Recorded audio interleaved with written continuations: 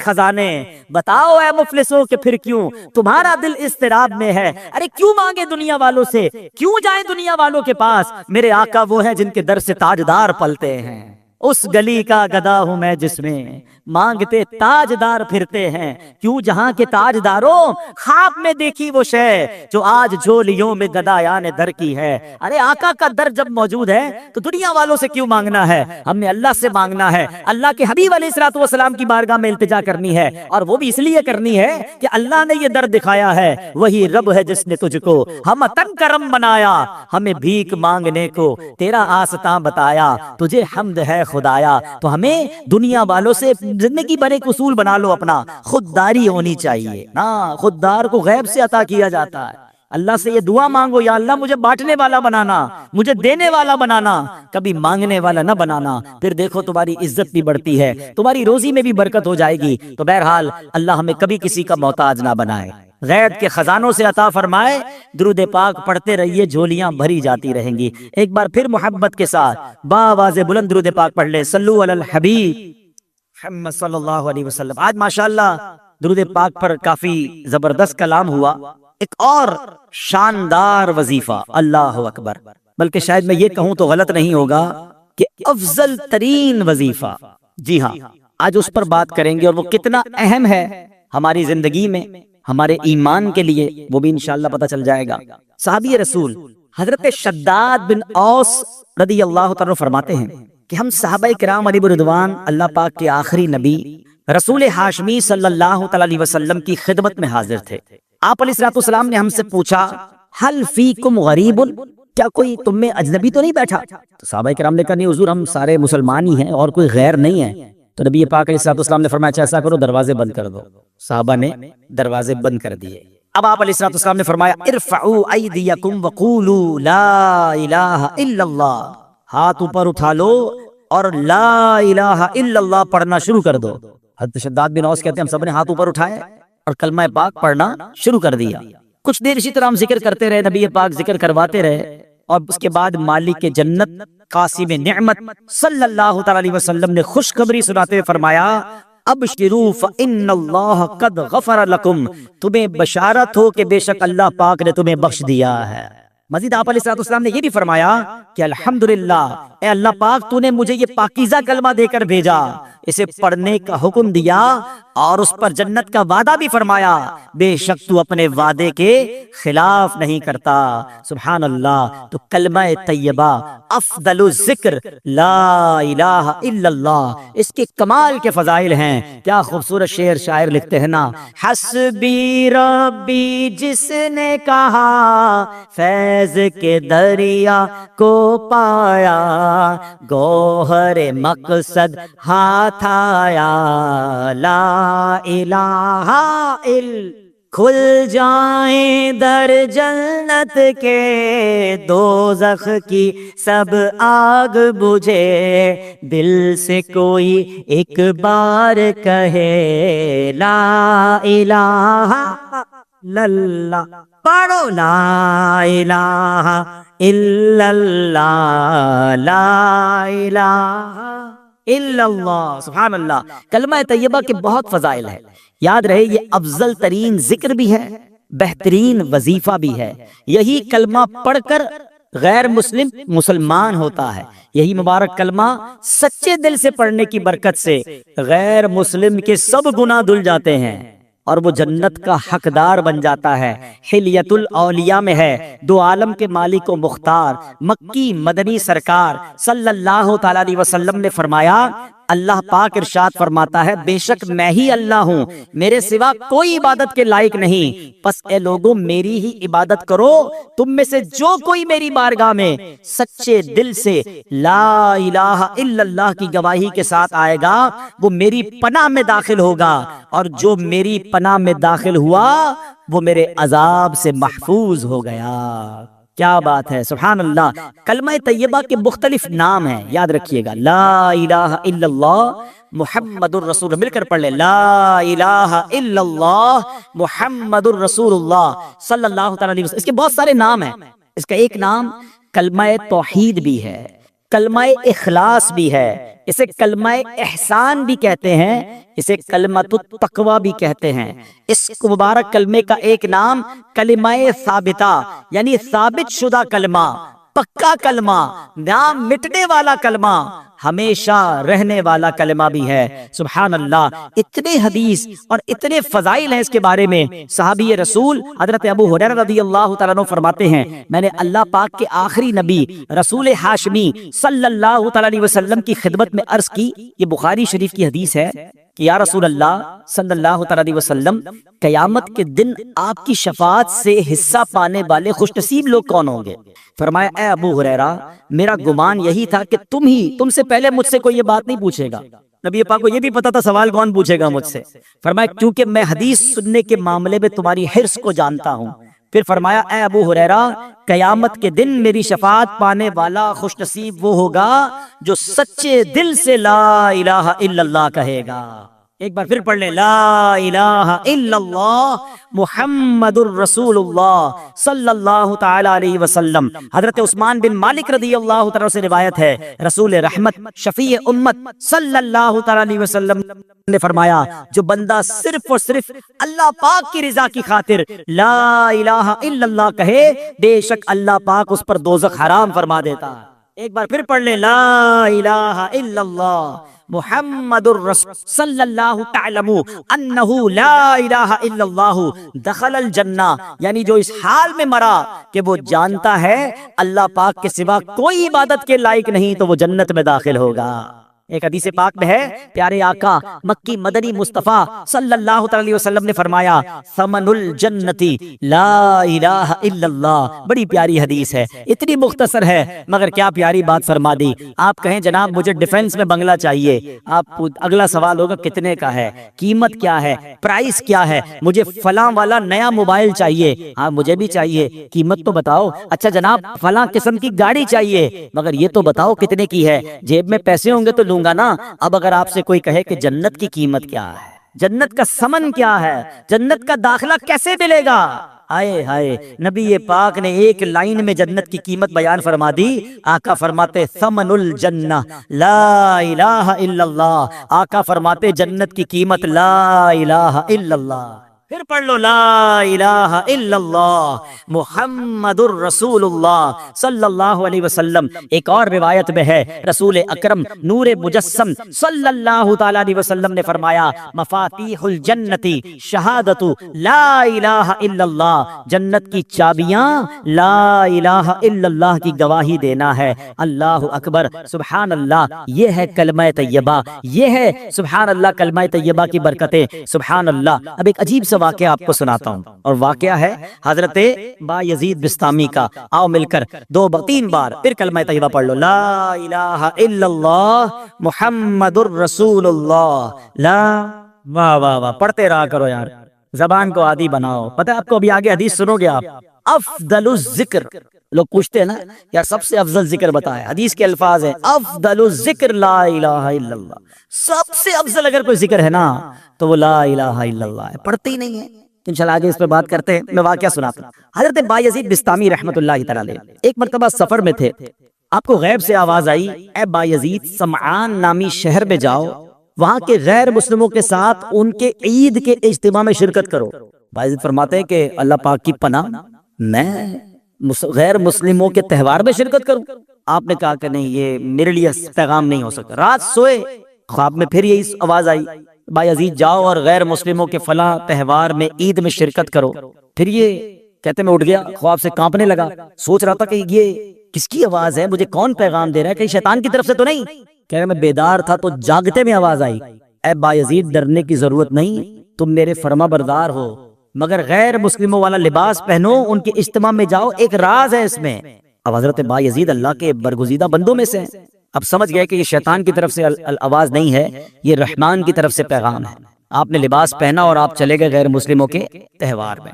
اب سارے بہت بڑا میدان، بہت بڑا میلہ، سب لوگ اپنے سب سے بڑے عالم کے انتظار میں بیٹھے ہیں۔ کچھ دیر بعد ان کا عالم آیا، سب لوگ بیٹھ گئے، اس نے تقریر کرنی تھی، مگر جیسی وہ عالم تقریر کرنے کھڑا ہوا نا، وہ کپ کپانے لگا، وہ لرزنے لگا، اور وہ کہتا ہے کہ لوگوں نے کہا اے سردار آپ تقریر شروع کیجئے۔ تو کہتا ہے کہ تو ہمارے اجتماع میں ایک محمدی بیٹھا ہے، ایک اللہ کے آخری نبی کا امتی بیٹھا ہے، اور وہ تمہارے دین کا امتحان لینے آیا ہوا ہے، اس لیے میری آواز ہی نہیں نکل رہی ہے۔ پھر اس نے بلند آواز سے کہا، اے محمدی، اے اللہ کے آخری نبی کے امتی، کھڑے ہو جاؤ۔ حضرت بایزید بستامی کھڑے ہو گئے۔ تو اس عالم کہتا، میں تم سے کچھ سوال کروں گا، تم نے جواب دیا تو اس کے بعد ہم ساری باتیں تمہاری مانیں گے، اور اگر تم جواب نہ دے سکے تو ہم تمہیں قتل کر دیں گے۔ حضرت بایزید بستامی تو ولیوں کے سردار تھے، آپ نے کہا پوچھو جو پوچھنا ہے۔ اس غیر مسلم نے بھرے مجمع میں 61 سوال کیے، 61 کوسچن کیے حضرت بایزید بستامی سے۔ حضرت بایزید بستامی نے سب کے سب ٹھیک جواب ارشاد فرما دیے۔ اب وہ کہتا ہے ایک سوال کا جواب اور دو، آسمانوں اور جنت کی چابی کیا ہے؟ غیر مسلموں کا جو پادری تھا، بڑا ان کا عالم تھا، تو آپ نے جواب دیا، اچھا معاف کیجیے گا، حضرت بایزید بستامی نے اسے سوال کیا، تم نے کر لیا سوال، اب میں سوال کرتا ہوں، بتاؤ آسمانوں اور جنت کی چابی کیا ہے؟ تو جو غیر مسلموں کا عالم تھا نا، وہ کہتا ہے آسمانوں اور جنت کی چابی کلمہ طیبہ لا الہ الا اللہ محمد الرسول اللہ ہے۔ اللہ پاک نے اس کی زبان پر حق جاری کر دیا۔ اب اپنے اتنے بڑے عالم کی آواز سن کر، اس کا جواب سن کر، اس میدان میں ہزاروں غیر مسلم تھے، سب کے سب کلمہ پڑھ کر مسلمان ہو۔ اللہ اکبر، یا رسول، یا علی، جاری رہے گا فیضان کلمہ طیبہ۔ اچھا، اب یہاں بڑی خوبصورت بات علماء نے لکھی کہ کلمہ طیبہ کے فضائل تو بہت سارے، لیکن اس کے تقاضے پورے کرنا بھی ضروری ہیں۔ فرمایا کہ حضرت زید بن ارقم رضی اللہ عنہ سے روایت ہے، رسول ذیشان مکی مدنی سلطان علیہ الصلوۃ والسلام نے فرمایا، جس نے اخلاص کے ساتھ لا الہ الا اللہ کہا وہ جنت میں داخل ہوگا۔ صحابہ کرام نے عرض کی، یا رسول اللہ صلی اللہ علیہ وسلم، کلمہ طیبہ کا اخلاص کیا ہے؟ فرمایا یہ کہ بندہ اللہ پاک کی حرام کردہ چیزوں سے بچتا رہے۔ اب ایسا نہیں صرف لا الہ الا اللہ پڑھتا رہے بھائی جنت پہ چلے جائیں گے۔ ایک مرتبہ حضرت وہاب بن منبہ رحمۃ اللہ تعالی کی خدمت میں عرض کیا گیا، کیا کلمہ طیبہ جنت کی چابی نہیں ہے؟ فرمایا کیوں نہیں ہے، بالکل ہے، لیکن ہر چابی کے دندانے ہوتے ہیں نا، اگر تم ان دندانوں کے بغیر تالا کھولنا چاہو گے تو تالا نہیں کھلے گا۔ سبحان اللہ، کتنی پیاری مثال دے دی کہ کلمہ طیبہ جنت کی چابی ہے، مگر اس کے دندانے کیا ہیں؟ نماز ہے، روزہ ہے، حج ہے، زکوٰۃ ہے، جو فرائض ہیں وہ اس کے تالے کی چابی کے دندانے ہیں۔ تو گویا کلمہ بھی پڑھنا ہے، نماز بھی پڑھنی ہے، روزے بھی رکھنے ہیں، فرض ہو جائے تو حج بھی کرنا ہے۔ چلو حج کے بارے میں بھی تھوڑی سی بات کر لوں، کیونکہ حج کا سیزن آیا ہوا ہے جناب۔ بڑی تعداد میں وہ لوگ ہیں جن پر حج فرض ہو جاتا ہے مگر وہ حج نہیں کرتے۔ اس کو آسان نہ سمجھنا، جس طرح نماز فرض ہے نا، جس طرح روزہ فرض ہے۔ آپ کو پتہ ہے اسلام کے 5 پلر بچپن سے پڑھ رہے ہیں، 5 ارکان اسلام، اسکول میں تھے جب سے، مدرسے میں جب سے پڑھے، سب نے پڑھے ہوں گے۔ کون کون سے ہیں؟ نماز، روزہ، حج، زکوٰۃ اور توحید کا اقرار، کلمہ پاک پڑھنا۔ تو اب کلمہ تو پڑھ لیا، اچھا نماز کو اب بھی لوگ پکا فرض سمجھتے ہیں، بعض لوگ زکوٰۃ اور حج کو اتنی اہمیت نہیں دیتے، یہ بھی پلر ہے اسلام کا۔ اور حج نہ کرنا، اب میں جو حدیث سنانے جا رہا ہوں نا وہ بڑی ہلا دینے والی ہے۔ حدیث پاک کا مضمون ہے، نبی پاک فرماتے ہیں جو کوئی شخص استطاعت کے باوجود، یعنی طاقت رکھتا ہے، پیسے بھی ہیں، گھر والوں کو بھی نان نفقہ دے سکتا ہے، ایسی صحت بھی ہے کہ حج کر سکے، استطاعت کے باوجود حج نہ کرے، آقا فرماتے مجھے کوئی پرواہ نہیں وہ عیسائی ہو کر مرے یا یہودی ہو کر مرے، یعنی معاذ اللہ اس کے ایمان پر خاتمہ نہ ہونے کا خوف ہے۔ لوگ کہتے ہیں یار بس حج کرنا ہے تو وہ ذرا بچی کی شادی کر لوں پھر کر لوں گا، وہ ذرا کاروبار سیٹ کر لوں پھر کر لوں گا، آج کل بڑی گرمی ہے، حج ذرا ٹھنڈ میں آئے گا نا پھر کر لوں گا۔ اور اللہ کے بندوں، ہمیں نہیں پتا ہم زندہ رہیں گے نہیں رہیں گے اگلے حج تک۔ کئی لوگ پچھلے حج میں ہمارے ساتھ تھے، اس بار نہیں ہیں۔ اگر فرض ہے تو دیر نہ کریں، اور اگر تم یہ سمجھتے ہو نا کہ 2-4 کام اٹکے ہوئے وہ ٹھیک ہو جائیں تو حج کروں گا، ارے تمہاری بھول ہے، وہاں چلے جاؤ، سارے کام ادھر سے ہی تو بن جاتے ہیں۔ بگڑے ہوئے بنتے ہیں سب کام مدینے میں، بٹتے ہیں جہاں بھر کے آلام مدینے میں، مشکل میں ہو تو جاؤ نا آقا کی دربار میں۔ اور لوگ کہتے تھوڑے پیسے، مطلب حج کے پیسے تو ہیں مگر اس سے زیادہ نہیں ہیں، وہ کم ہو جائیں گے، بھول ہے تمہاری۔ حدیث پاک سناتا ہوں جس کا مضمون ہے حج کرو غنی ہو جاؤ گے۔ حج کرنے سے مال میں بھی برکت ہو جاتی ہے، تو حج میں سستی نہیں۔ حج ایک ہی بار فرض ہے، ایک بار کر لیا پھر بار بار نہیں ہے، لیکن جس نے ایک بار بھی نہیں کیا۔ اچھا ایک اور عجیب فینومینا، عمرے کرتے رہتے ہیں، ہر سال عمرہ کرتے، حج نہیں کیا۔ ارے بھائی تم 100 عمرے کر لو، تمہارا فرض ادا نہیں ہوا ہے۔ کوئی 100 نفل پڑھے اور فرض نہ پڑھے تو کیا ہوگا؟ فرض ادا ہو جائے گا؟ نہیں ہوگا نا، فرض کرنا پڑے گا نا۔ یہ بالکل اسی طرح حج کرنا پڑے گا۔ اور میں آپ کو سچ بتاؤں کسی عاشق رسول کے ساتھ حج کر لیا نا، پھر حج کی بار بار کیے بغیر چین آئے گا نہیں۔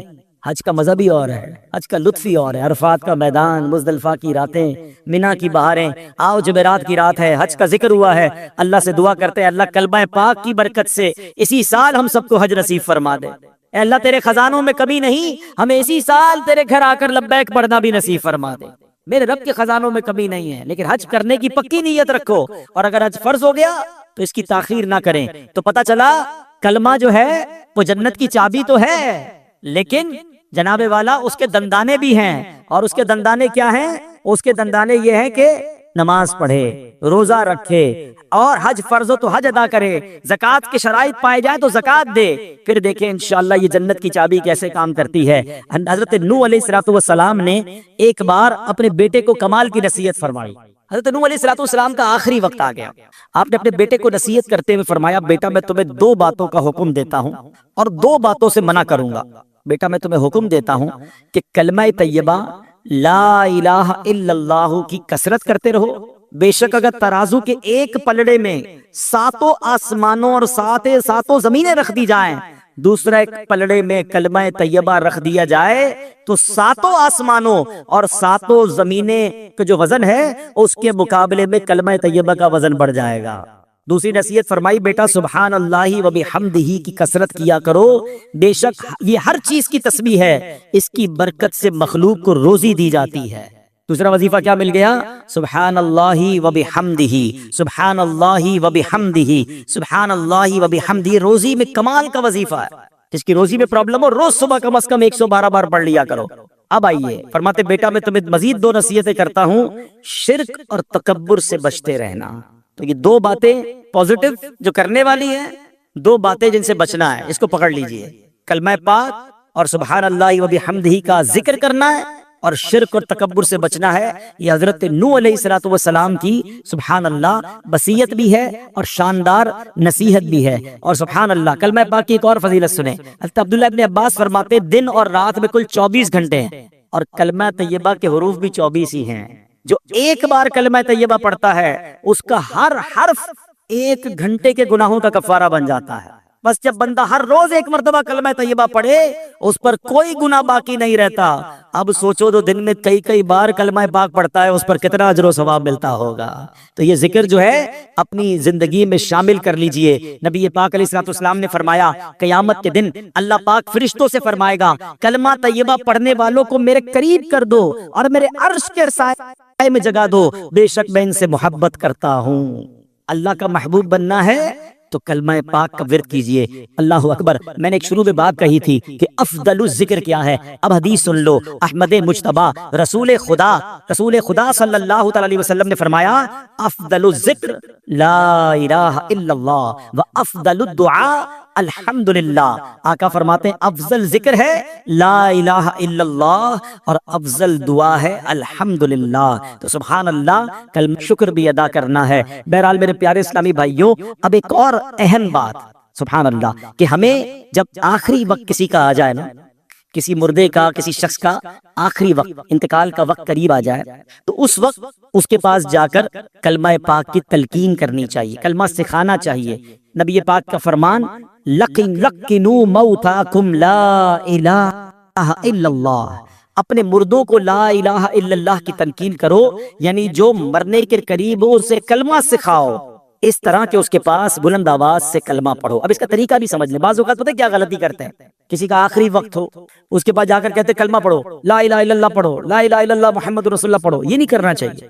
یہ بڑی اہم بات بتانے جا رہا ہوں۔ جو سکرات کا وقت ہو، بڑی مشکل ہو رہی ہو، اس کا خاتمہ برا ہو جائے، ہمیں کرنا پتہ ہے کیا؟ میں یہ نہیں کہتا کہ جو یہ قیدے میں نہیں پڑھتا اس کا خاتمہ برا ہوا، لیکن آپ کے دل میں تو بات رہ جائے گی نا یار اس نے منع کر دیا تھا کلمہ پڑھنے سے، تو یہ بات نہ کریں۔ بلکہ طریقہ صدر الشریعہ مفتی امجد علی اعظمی نے بہار شریعت میں لکھا نزا کی حالت میں جب تک روح گلے کو نہ آئی ہو مرنے والے کو تلقین کریں۔ کس طرح کریں؟ اس کے پاس جائیں اور بلند آواز سے خود کلمہ پڑھنا شروع کر دیں، اشہد ان لا الہ الا اللہ واشہد ان محمد رسول اللہ، پڑھتے رہیں۔ اب اس کو کہنے کا حکم نہ دیں، آپ پڑھتے رہیں تاکہ وہ سنے اور اس کو یاد آ جائے، اور جب اس بندے نے کلمہ پڑھ لیا نا آپ چپ ہو جائیں، اب کوئی اور بات نہ کریں، اس کا آخری جملہ نکل چکا ہے نا کلمہ، اب آپ خاموش ہو جائیں۔ ہاں اگر کلمہ پڑھنے کے بعد اس نے پھر کوئی بات کر دی، اب دوبارہ آپ بلند آواز سے کلمہ پڑھنا شروع کر دیں، کوشش کریں کہ اس کا آخری کلام جو ہے وہ لا الہ الا اللہ محمد الرسول اللہ صلی اللہ تعالی علیہ وسلم ہو جائے۔ اللہ مجھے اور آپ کو مرتے وقت بھی کلمہ نصیب فرمائے۔ کس کس کی تمنا ہے مرتے وقت کلمہ پڑھنا ہے؟ سبحان اللہ۔ آج کل پڑھتے ہو؟ مرتے وقت سب کو پڑھنا ہے۔ روزانہ کتنی بار پڑھتے ہو؟ آج کا بیان نکال دیں، آج کے بیان میں تو ماشاءاللہ کئی بار ہم نے پڑھ لیا۔ آپ چوٹ کرنے کے لیے کہہ رہا ہوں، پچھلے ایک ہفتے میں کتنی بار کلمہ پڑھا؟ اپنے آپ کو جواب دینا، مجھے جواب مت دینا۔ تمنا کیا ہے کہ مرتے وقت کلمہ پڑھوں، آخری زبان پر کلمہ پاک ہو، زندگی میں نہیں پڑھنا ہے۔ کتنی فضیلتیں سن لی، افضل الذکر کہا گیا اس کو۔ اور ایک بات یاد رکھنا، مرتے وقت تو ویسے ہی پڑھنا مشکل ہوگا، ہاں زبان بھاری ہو جائے گی۔ آپ نے دیکھا بخار میں الفاظ نہیں نکلتے، سر میں درد ہو تو بات کرنے کو جی نہیں چاہتا، پیٹ میں درد ہو زیادہ بندے کی منہ سے بات ہی نہیں نکلتی ہے۔ ارے یہ پیٹ کا درد، سر کا درد، بخار کچھ نہیں ہے۔ اللہ عافیت رکھے، کتابوں میں لکھا موت کا ایک جھٹکا تلوار کے 1000 وار سے زیادہ سخت ہے۔ کیسے پڑھو گے کلمہ جب پوری زندگی نہیں پڑھتے تھے؟ یہ سوچنے والی بات ہے۔ ایک بزرگ کی بات مجھے ایسی دل پہ لگی ہے، یقین کریں کیا جملہ کہہ گئے، کہتے ہیں اپنی زبان کو کلمے کا عادی بناؤ تاکہ جس دن زبان بھاری ہو جائے اس دن تمہاری زبان سے کلمہ ادا ہو جائے۔ عادت ہوگی تو نکلے گا نا، عادت ہی نہیں ہے کلمہ پڑھنے کی، کئی دن گزر جاتے ہیں۔ ارے ہونا کیا چاہیے کہ میں صبح ایک تسبیح کلمہ پاک کی پڑھوں، شام ایک تسبیح کلمہ پاک کی پڑھوں، جب موقع ملے زبان سے لا الہ الا اللہ محمد الرسول اللہ نکلتا رہے، پڑھتے ہی نہیں ہے۔ اچھا اس کو میں ایک اور طریقے سے سمجھاتا ہوں، یہ جو گندی محفلیں، بری محفلیں، برے دوستوں کے ساتھ بیٹھتے نہ بیٹھا کرو، گانے سننا، فلمیں دیکھنا، غیبتیں کرنا، گالیاں دینا۔ پہلے ایک بات یاد رکھیں، یہ جو ہمارا دماغ ہے نا، کمپیوٹر کا سی پی یو پتا ہے اس میں کیا ہوتا ہے؟ ڈیٹا ہوتا ہے، آپ سرچ کریں وہ نکال کے دے دیتا ہے۔ یہ دماغ اللہ پاک نے ایسا کمپیوٹر دیا ہے ہمیں، ایسا سی پی یو دیا ہے جس کو ڈیلیٹ کرنے کی بھی عادت نہیں ہے۔ دنیا کے موبائل بھر جاتے ہیں، بھائی تھوڑی سی ویڈیو ڈال دو، کمپیوٹر میں جگہ ختم ہو جاتی ہے۔ 50 سال کا ہو گیا ہوں میں، میرے بچپن کی ویڈیو بھی دماغ میں موجود ہے۔ سب کے ساتھ ایسا ہے نا؟ آپ کو بچپن کے کئی واقعات ایسے یاد ہیں جیسے آپ کی آنکھوں کے سامنے فلم چلتی ہے۔ یہ کدھر سیو ہے؟ ادھر سیو ہے، جس کا نام لیتا ہوں اس کی تصویر آ جاتی ہے دماغ میں۔ کیسے آتی ہے؟ یہ سب کی تصویریں سیو ہے، دنیا بھر کے ممالک دیکھے وہ دماغ میں سیو ہیں، سب باتیں اللہ پاک نے یہ ایسی کمال کی چیز دی ہے، سیو ہیں۔ لیکن اگر گندی باتیں بھی سیو ہیں نا تو پھر یہ خیالات میں بھی آتی ہیں۔ نماز میں برے خیالات لوگوں کو آتے ہیں کیونکہ فلمیں دیکھ کے نماز پڑھنے آتے ہیں نا، اور یہ بری باتیں جو دیکھو اس سی پی یو میں جانے کا طریقہ کیا ہے؟ ان پٹ ہمارے دل و دماغ میں جانے کے 3 راستے ہیں، ایک بات یاد رکھیے گا۔ دودھ تو جب گرے گا نا جب گلاس میں دودھ ہوگا، اچھا اس میں تھوڑا سا شربت ملا دوں، لال شربت ہو جائے، اب دھکا لگے گا تو کیا گرے گا؟ شربت گرے گا۔ سمجھ رہے ہو نا میری بات؟ یہ پریکٹیکل سے سمجھا رہا ہوں آپ کو۔ برتن میں جو ہوتا ہے وہی چھلکتا ہے، برتن میں جو ہوتا ہے ایسا ہی ہے۔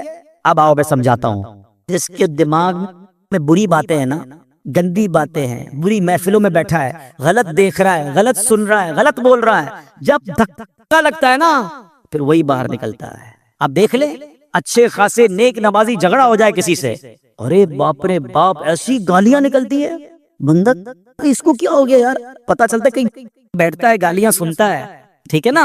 اور کسی شریف النفس آدمی جس نے کبھی گالیاں سنی نہیں ہے، بیٹھتا ہی نہیں پوری صحبت میں، اس کو دھکا دے دو، اس سے کسی کا جھگڑا ہو جائے، وہ کہے گا یار نہیں مارو مجھے، کیوں لڑ رہے ہو بھائی؟ نہیں بھائی نہیں کرو، اس کے منہ سے گالی نکلے گی نہیں کیونکہ اندر گندا نہیں ہے۔ چلو ایک اور ایگزامپل، ایک اور مشورہ، ایک اور طریقہ۔ چلے موٹر سائیکل گاڑیاں تو لا الہ الا اللہ، یا اللہ، یا رسول اللہ، یا غوث پاک، سمجھ لو اندر صحیح بھرا ہوا ہے، سمجھ رہے ہو؟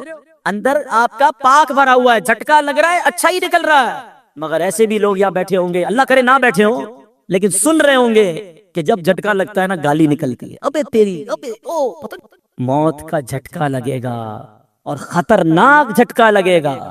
اندر اچھا بھرا ہوا ہوگا نا وہ باہر آ جائے گا، اور اگر اندر برا بھرا ہوا ہوگا نا، بے حیائی، برائی، گالیاں، مارے نہ جائیں، کہیں مرتے وقت بری باتیں زبان پہ نہ آ جائیں۔ ہماری تمنا کیا ہے؟ کلمہ پڑھتے پڑھتے، درود پڑھتے پڑھتے، یا رسول اللہ کہتے کہتے میں وہ سنی ہوں جمیل قادری مرنے کے بعد میرا لاشا بھی کہے گا الصلاۃ والسلام۔ یہ پڑھتے پڑھتے جانا ہے نا، تو دنیا میں پڑھو گے تو آخرت مرتے وقت آئے گا نا زبان پہ، ادھر گالیاں دینی ہے، ادھر لڑائیاں کرنی ہے، ادھر غیبتیں کرنی ہے، اور تمنا یہ کہ مرتے وقت کلمہ نصیب ہو۔ نہ کرو ایسا، آج سے نیت کر جاؤ کہ اگر کلمے والی موت چاہیے تو کلمے والی زندگی بھی چاہیے۔ چابی اگر جنت کے دروازے کو کھولنے والی چاہیے تو چابی کے دندانے بھی تو چاہیے نا. تو اب انشاءاللہ ذکر و درود سے زبان کو تر رکھیں گے انشاءاللہ. کیا بات ہے میرے پیر و مرشد کی، بچپن سے ان کی نعتیں سن رہے ہیں، اب حدیثیں پڑھ پڑھ کے اور سمجھ آتی ہیں کہ کیا دعائیں، کیا التجائیں امیر اہل سنت نے اپنے کلاموں میں لکھ دی ہیں. کیا خوبصورت شعر تھا. ہم بہت پرانی نعتیں اور ہم پڑھتے تھے. ذکر و درود ہر گھڑی ورد زباں رہے، ورد زباں رہے، میری فضول گوئی کی عادت نکال دو، میری فضول گوئی کی عادت نکال دو. تو اب نیت کرتے ہیں انشاءاللہ روزانہ کم از کم 313 بار درود پاک اور 200 بار کلمہ پاک پڑھیں گے انشاءاللہ. اچھا کلمہ پاک میں ایک اور عدد بتاتا ہوں، ایک ہدف بتاتا ہوں آپ کو. اچھا وہ کوشش کریں، 1 مہینے کا ٹارگٹ دے رہا ہوں آپ کو، اللہ کرے کہ مجھے اور آپ کو اس بار حج کی سعادت مل جائے تو ادھر کر لیں گے انشاءاللہ، ادھر نہیں جا سکے تو ادھر کر لیں گے. اب وہ وظیفہ ایسا ہے آپ کا ایمان تازہ ہو جائے گا. بس یہ میرا بیان میں اب اینڈ کر رہا ہوں، لیکن یہ وظیفہ سبحان اللہ حدیث سے سن لو. نبی پاک صلی اللہ تعالی علیہ وسلم کا فرمان کہ حدیث پاک ہے، پہلے میں آپ کو اس کی فضیلت سنا دیتا ہوں کہ نبی پاک حدیث میں آتا ہے کہ جو 70,000 مرتبہ کلمہ طیبہ پڑھ لے اس کی مغفرت کر دی جاتی ہے. یہ روایتوں میں آتا ہے. ٹھیک ہے 70,000 پڑھنا ہے. اب یہ ضروری نہیں کہ ایک ہی محفل میں پڑھ لیں، آپ 1 مہینے کا ٹارگٹ رکھ لیں کہ یار اس مہینے، ویسے ماشاءاللہ مہینہ شروع ہونے والا ہے ذوالحجہ کا، مبارک مہینہ بھی ہے، ابھی سے شروع کر دے یار میں بقرہ عید تک 70,000 پورے کر لوں گا. اب اس نے فرمایا لا الہ الا اللہ، لا الہ الا اللہ پڑھتا رہے، ہر 100 کے بعد ایک بار محمد الرسول اللہ صلی اللہ تعالی علیہ وسلم پڑھ لے. اب اس کے بارے میں سبحان اللہ ایک بڑی خوبصورت روایت بھی ہے کتابوں میں. حضرت محی الدین ابن عربی ایک جگہ دعوت پہ تشریف لے گئے تو ایک لڑکا جو ہے اس کے بارے میں مشہور تھا کہ یہ صاحب کشف ہے، اس کو بہت ساری باتیں کشف سے معلوم ہو جاتی ہیں. آپ نے سنا تھا. تو وہ بچہ جو ہے وہ آپ کے پاس کھانا کھا رہا تھا، اچانک رونے لگا. تو آپ نے کہا کیوں رو رہے ہو؟ کہا میں نے اپنی ماں ہوا تھا. آپ نے دل ہی دل میں وہ کلمہ پاک اس کی مرحومہ والدہ کو ایصال ثواب کر دیا کہ میں اس کو ایصال کرتا ہوں. وہ لڑکا مسکرانے لگا. آپ نے اس کو بتایا نہیں؟ کہتا کیوں مسکرا رہے ہو؟ کہ میں نے دیکھا کہ میری ماں کو فرشتے جنت کی طرف لے جا رہے ہیں. شیخ ابن عربی نے کہا کہ میں نے اس کے کشف سے حدیث پہچان لی اور حدیث کی برکت سے اس کے کشف کو پہچان لیا کہ یہ واقعی غیب کی باتیں دیکھ لیتا ہے اور حدیث کتنی صحیح ہے یہ بھی مجھے اس واقعے سے پتا چل گیا. تو پتا چلا میرے پیارے اسلامی بھائیوں 70,000 بار کلمہ پاک. میں نے تو جب سے یہ حدیث پڑھی ہے نیت کر لی ہے، کچھ شروع بھی کر دیا ہے. میرے لیے بھی دعا کریں، آپ بھی ٹارگٹ لے لو انشاءاللہ بقرہ عید سے پہلے پہلے انشاءاللہ. اس بار عید ایسی منانی ہے کہ 70,000 بار کلمہ پاک پڑھ چکے ہوں گے انشاءاللہ. فضول باتیں یار موبائل پہ گھنٹوں گزارتے ہیں، واک کرتے ہوئے کلمہ پاک پڑھنا شروع کر دے، تسبیح ہاتھ میں لے کتنی بار ہو جائے گا لا الہ الا اللہ، لا الہ الا اللہ، لا الہ 100 بار پورا ہو جائے محمد رسول اللہ صلی اللہ علیہ وسلم پڑھ لیں انشاءاللہ یہ زبان کلمے کی عادی بھی ہو جائے گی. اچھا پھر ضروری تھوڑی ایک بار 70,000 پڑھیں، اللہ توفیق دے، کیونکہ جب آپ پڑھو گے نا 70,000 بار یہ دل جگمگ کرنے لگ جائے گا، کلبے سے محبت ہو جائے گی اور پڑھنے کو جی چاہے گا. کبھی کہنا یا چلو امی کے نام پہ 70,000، کبھی کہنا ابو کے نام پہ. اتنے تحفے دیے امی ابو نے، اور خاص طور کے جن کے ماں باپ چلے گئے ان کے لیے تو زیادہ اچھی نیت کریں گے. تو امی ابو کے نام پر جو ہے وہ ہم پڑھے، پھر اللہ پاک توفیق دے تو پیر صاحب کے نام پہ پڑھ لے، چلو ان کے ایصال ثواب کے لیے، غوث پاک کے ایصال ثواب کے لیے. بنوڑے والوں بٹ والوں آپ کو تو یوسف شاہ غازی بابا کے بارے میں کے ایصال ثواب کے لیے بھی پڑھنا چاہیے. تو انشاءاللہ بزرگوں کے ایصال ثواب کے لیے پڑھتے رہیں گے، کلمہ پاک کا ثواب تو ملے گا، بزرگوں کا فیضان بھی مل جائے گا انشاءاللہ. تو پڑھیں گے انشاءاللہ. چلو 3 بار مل کر پڑھ لیتے. لا الہ الا اللہ محمد الرسول اللہ، لا الہ الا اللہ محمد الرسول اللہ، لا الہ الا اللہ محمد الرسول اللہ صلی اللہ تعالی علیہ وسلم. اب دیکھو یہ دعوت اسلامی ہے، کیا پیارا ماحول ہے. کبھی پکڑ کر ہمیں درود پاک کی فضیلت بتاتے ہیں، کبھی کلمہ پاک کی فضیلت بتاتے ہیں، کبھی نماز کی طرف بلاتے ہیں، اللہ رسول کے ذکر کی طرف بلاتے ہیں. تو اس الٹی سیدھی محفلیں چھوڑ دو، الٹی سیدھی گیدرنگیں چھوڑ دو، اللہ رسول کے ذکر کی. اور پھر سبحان اللہ ہر جمعرات اجتماع میں ذکر الہی کروایا جاتا ہے. ہاں کوئی بندہ یہ کہہ سکتا ہے بھائی میں تو ہر ہفتے کلمے کی ورد کرتا ہوں. کیسے کرتا ہوں؟ ہر ہفتے اجتماع میں جاتا ہوں، اجتماع میں تو ماشاءاللہ ذکر الہی کروایا جاتا ہے. آج پھر ہوگا انشاءاللہ. تو نیت کر لیں. آج تو ماشاءاللہ بڑی تعداد میں پیچھے تک مجھے لوگ نظر آ رہے ہیں، تو آج شاید میں آیا ہوں تو آپ آ گئے ہیں. اب نیت کریں بٹ والوں انشاءاللہ ہر جمعرات پابندی سے آئیں گے انشاءاللہ. ہاتھ تو اٹھا دو یار، پکی نیت ہو تو ہاتھ اٹھانا. ہاں نیت بنتی ہو تو. اور انشاءاللہ مدنی قافلے میں بھی سفر کریں گے نا انشاءاللہ. ماشاءاللہ بڑے پیارے پیارے اعلان بھی آ گئے. پہلے میں ہر جمعرات جو درود پاک پڑھائے جاتے ہیں اور وظائف پڑھائے جاتے ہیں وہ پڑھ لیتے ہیں، پھر اعلان، پھر ذکر اور پھر دعا. کوئی بھی اٹھ کے نہ جائیے گا، یہ مبارک لمحات ہوتے ہیں، قبولیت کے لمحات ہوتے ہیں. بزرگوں نے فرمایا جو شخص ہر شب جمعہ اور جمعرات کی درمیانی رات، یعنی جو رات چل رہی ہے نا، یہ درود پاک شریف پابندی سے کم از کم ایک مرتبہ پڑھے، موت کے وقت سرکار مدینہ صلی اللہ تعالی علیہ وسلم کی زیارت کرے گا. قبر میں داخل ہوتے وقت بھی یہاں تک کہ وہ دیکھے گا کہ سرکار مدینہ صلی اللہ تعالی علیہ وسلم اسے قبر میں اپنے رحمت بھرے ہاتھوں سے اتار رہے ہیں. مل کر پڑھ لیں، اللہم صلی وسلم وبارک علی سیدنا محمد النبی الامی الحبیب العالی القدر العظیم الجاہ وعلا آلہ وصحبہ وسلم. حضرت انس رضی اللہ تعالیٰ عنہ سے روایت ہے کہ تاجدار مدینہ صلی اللہ تعالیٰ علیہ وسلم نے فرمایا جو شخص یہ درود پاک پڑھے، اگر کھڑا تھا تو بیٹھنے سے پہلے اور بیٹھا تھا تو کھڑے ہونے سے پہلے اس کے گناہ معاف کر دیے جائیں گے. مل کر پڑھ لے، اللہم صلی علی سیدنا و مولانا محمد وعلی آلہ وسلم. جو یہ درود پاک پڑھتا ہے اس پر رحمت کے 70 دروازے کھول دیے جاتے ہیں. مل کر پڑھ لیں، صلی اللہ علی محمد. علامہ احمد ساوی رحمت اللہ تعالی علیہ بعض بزرگوں سے نقل کرتے ہیں اس درود شریف کو ایک بار پڑھنے سے 6 لاکھ درود شریف پڑھنے کا ثواب حاصل ہوتا ہے. اللہم صلی علی سیدنا محمد عدد ما فی علم اللہ صلاة دائمتا بدوام ملک اللہ. ایک دن ایک شخص آیا تو نبی پاک علیہ الصلوۃ والسلام نے اسے اپنے اور صدیق اکبر رضی اللہ تعالیٰ عنہ کے درمیان بٹھا لیا. اس سے صحابہ کرام کو حیرت ہوئی کہ یہ کون بڑے مرتبے والا شخص ہے. جب وہ چلا گیا تو پیارے آقا علیہ الصلوۃ والسلام نے فرمایا یہ جب مجھ پر درود پاک پڑھتا ہے تو یوں پڑھتا ہے. آئیے مل کر پڑھتے ہیں، اللہم صلی علی محمد کما تحب وترضی لہ. شافع امم صلی اللہ تعالی علیہ وسلم کا عظمت والا فرمان ہے جو شخص یوں درود پاک پڑھے اس کے لیے میری شفاعت واجب ہو جاتی ہے. مل کر پڑھ لیں، اللہم صلی علی محمد وانزلہ المقعد المقرب عندک یوم القیامہ. حضرت ابن عباس رضی اللہ تعالیٰ عنہ سے روایت ہے کہ سرکار مدینہ صلی اللہ تعالیٰ علیہ وسلم نے فرمایا اس کو پڑھنے والے کے لیے 70 فرشتے 1000 دن تک نیکیاں لکھتے ہیں. مل کر پڑھ لیتے ہیں، جزا اللہ عنا محمدا ما هو اہلہ. فرمان مصطفیٰ صلی اللہ تعالی علیہ وسلم جس نے اس دعا کو 3 مرتبہ پڑھا گویا اس نے شب قدر حاصل کر لی.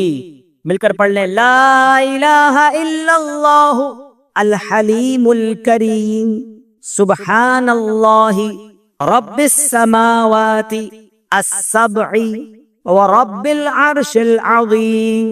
لا الہ الا اللہ الحلیم الکریم سبحان اللہ رب السماوات السبع ورب العرش العظیم.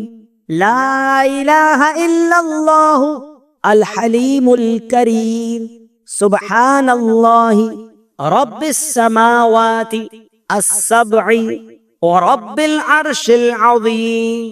صلو علی الحبیب. ماشاءاللہ اعلان یہ ہے کہ الحمدللہ جامعۃ المدینہ فیضان محمود شاہ جزیرہ بابا آئی لینڈ میں داخلے جاری ہیں. تو جو لوگ اپنے بچوں کو عالم بنانا چاہتے ہیں بلکہ خود بھی بننا چاہیے تو یہ بڑی نعمت ہے، اس میں داخلہ لیجئے. سچی بات یہ ہے کہ ہر گھر میں ایک عالم دین ہونا چاہیے. کہتے ہیں نا ہر خاندان میں ایک ڈاکٹر ہونا چاہیے، کوئی کہتا وکیل ہونا چاہیے. سچی بات یہ ہر خاندان میں ایک عالم ہونا چاہیے، ایک حافظ ہونا چاہیے جو ہماری مغفرت کا ذریعہ بنے. دیکھیں مدنی منع کے ابو نے ہاتھ اٹھا دیا، اچھی بات ہے نا کہ ماشاءاللہ ایسے بہت سارے ہوں گے. اسی طرح جامعۃ المدینہ فیضان رضا کیماڑی غائب شاہ، ان کے پاس بھی داخلے جاری ہیں۔ مدرسۃ المدینہ بٹ جزیرے میں قائم، اور منوڑا اور بابا جزیرے میں بھی قائم ہے۔ ماشاءاللہ مجھے ہمارے نگران صاحب جب ہم کشتی میں آ رہے تھے اس پورے علاقے کی کارکردگی بتا رہے تھے، چونکہ یہ بیان لائیو بھی جا رہا ہے تو میں دنیا بھر کے ویور سے ایک بات کرنا چاہتا ہوں کہ یہ بڑے غریب علاقے ہیں لیکن ماشاءاللہ یہاں کے لوگوں کا جذبہ ہے، مسجد بھی بناتے، آئلینڈ ہیں، یہ جزیرے ہیں۔ تو مجھے بتایا کہ بٹ میں اتنے طلبہ ہیں مدرسے میں کہ 150 بچے ویٹنگ لسٹ پر ہیں، جگہ نہیں ہے۔ تو میں نے کہا انشاءاللہ آپ ہمیں بتائیں، اس کا ایسٹیمیٹ دیں، ہم کسی اللہ کے بندے کو کہیں گے کہ وہ یہاں مدرسہ ایک اور بنا دے تاکہ یہاں کے بچے بچیاں حافظ بنے، عالم بنے۔ اسی طرح ان جزیروں پہ مزید مسجدوں کی بھی حاجت ہے۔ تو جو ہمیں دنیا بھر کے ناظرین سن رہے ہیں یا دیگر یہاں عاشقان رسول سن رہے ہیں، دیکھیں میں اس مسجد میں کئی سال پہلے بھی آیا تھا، اور یہ مسجد بنانے والے، کیا نام ہے ماشاءاللہ مسجد کا؟ حسینی مسجد۔ اب یہ مسجد اتنی پیاری بنی ہوئی ہے، لیکن ہو سکتا ہے جب یہ شروع میں بنی ہوگی نا، جن لوگوں نے بنائی ہوگی وہ آج دنیا میں بہت سارے نہیں ہوں گے، ہیں؟ مسجدیں باقی رہ جاتی ہے، بنانے والے چلے جاتے ہیں، مگر ان کی قبر میں انہیں روزانہ ثواب ملتا ہے اور قیامت تک ملتا رہے گا۔ ہم سب بھی زندگی میں کوئی ایسا کام کر لیں، ہم سب نے جانا ہے، مگر قیامت تک ہمیں نیکیاں ملتی رہیں۔ اللہ مجھے بھی آپ کو بھی ایسی نیکیاں کرنے کی توفیق عطا فرمائے، آمین بجاہ النبی الامین صلی اللہ علیہ وسلم۔ صلو علی الحبیب۔